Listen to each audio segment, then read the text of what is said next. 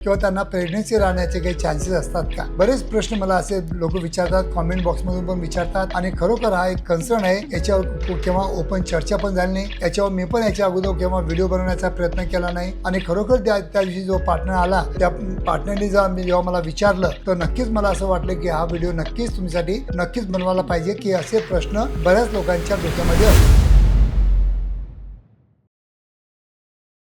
नमस्कार मित्रांनो, परवाच माझ्या क्लिनिकला एक कपल आलं आणि त्या कपलनी बसल्या बसल्या मला विचारलं की डॉक्टर साहेब आम्ही केव्हा केव्हा ओरल करतो.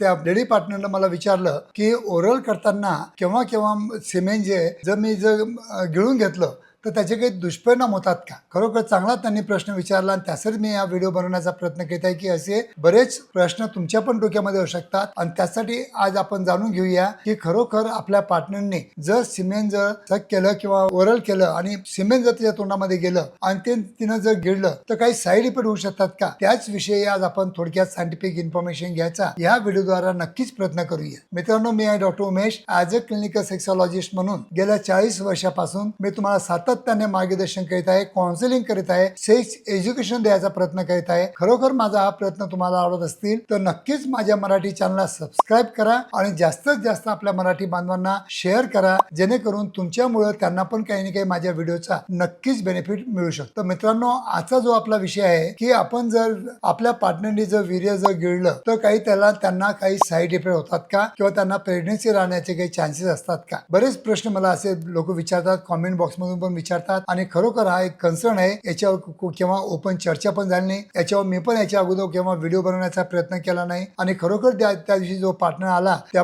पार्टनरने जेव्हा मला विचारलं तर नक्कीच मला असं वाटलं की हा व्हिडिओ नक्कीच तुमच्यासाठी नक्कीच बनवायला पाहिजे की असे प्रश्न बऱ्याच लोकांच्या डोक्यामध्ये असतील. तर मित्रांनो, जसं वीर्य आपण केव्हा केव्हा ब्लो जॉब करून घेतो. प्रत्येकाला ब्लो जॉब करून घेणं खूप चांगलं वाटतं आणि ब्लो जॉब केल्यामुळे केव्हा केव्हा वीर्य तोंडामध्ये जाऊ शकतं आणि केव्हा केव्हा ते समोरचे पार्टनर गिळू पण शकतात. असं होऊ शकतं आणि हे कॉमनली पण आहे. तर मित्रांनो, काही काळजी करू नका. जर वीर्य जर आपली समोरची पार्टनर जर गिळत असेल तर कुठेही प्रेग्नन्सी राहण्याचे चान्सेस नसतात, काही धोका नसतो किंवा पोटामध्ये गेल्यानंतर आपल्या शरीरामध्ये गेल्यानंतर याचे कोणतेही साईड इफेक्ट होत नाही. हे एका सायंटिफिक स्टडीद्वारा सिद्ध पण झालेलं आहे. तर असं जर करताना जर तुम्हाला जर थोडासा म्हणजे किळसपणा वाटत असेल किंवा समोरच्या पार्टनरला वाटत असेल तर त्यांच्या इच्छेनुसार तुम्ही करणं हे खूप गरजेचं असतं. तुम्ही जर बळजबरीनं जर तुम्ही ओरल करून घेत असाल तर नक्कीच तुमच्या पार्टनरला दुसऱ्या वेळेला किळस येऊ शकतो आणि त्यांचे जे काम इच्छे जे असते त्या तो कमी होऊ शकतात आणि दुसऱ्या वेळेला तुम्हाला तिची जितकी इन्व्हॉल्वमेंट पाहिजे तितकी मिळणार नाही आणि त्याच्यामुळे तुमचं लैंगिक आयुष्य केव्हा केव्हा